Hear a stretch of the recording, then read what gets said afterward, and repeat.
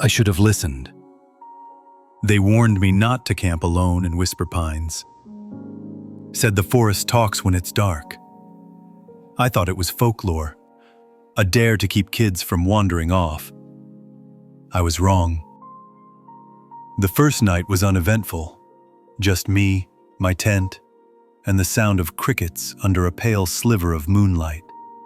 Peaceful, almost too peaceful. But around 2 a.m., the crickets stopped. Silence pressed in like a held breath. Then, a whisper. Faint at first, like wind brushing branches, but it had a rhythm, cadence, words. Why are you here? I froze.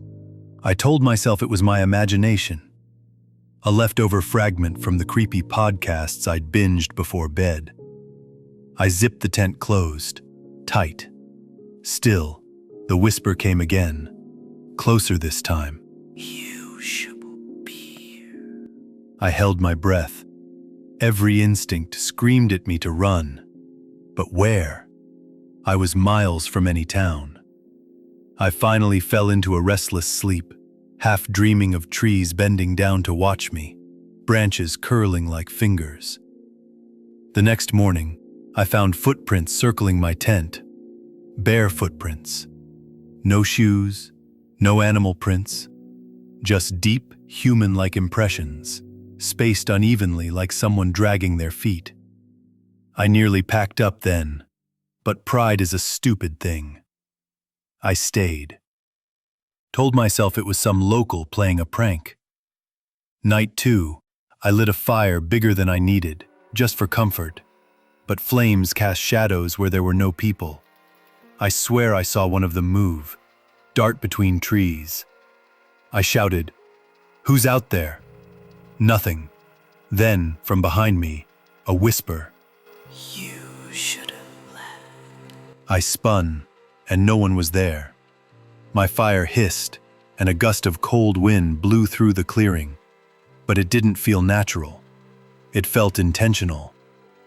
I grabbed my flashlight and swung it in every direction. That's when I saw it. A woman, or what used to be one.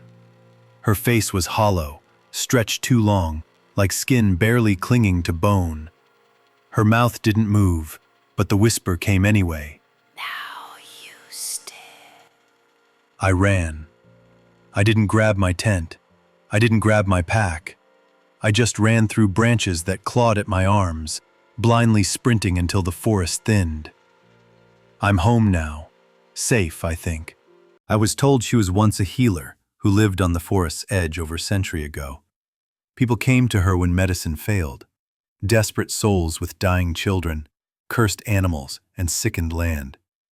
She helped them all, never asking for more than a handful of herbs or a promise kept. But when crops failed and sickness spread, they turned on her. Called her a witch. Accused her of bringing ruin to the valley. One night they dragged her into the pines, deep into the heart of the woods. She begged for mercy, but none came. They tied her to an old ash tree and left her there, barefoot and bleeding, to be claimed by the forest. The next morning the tree was blackened. No body, just a circle of scorched earth and silence. Now, Whisper Pines doesn't forget or forgive. She walks among the trees whispering warnings to the living, but if they don't listen, if they stay too long, she adds them to the silence, just like the ones who betrayed her.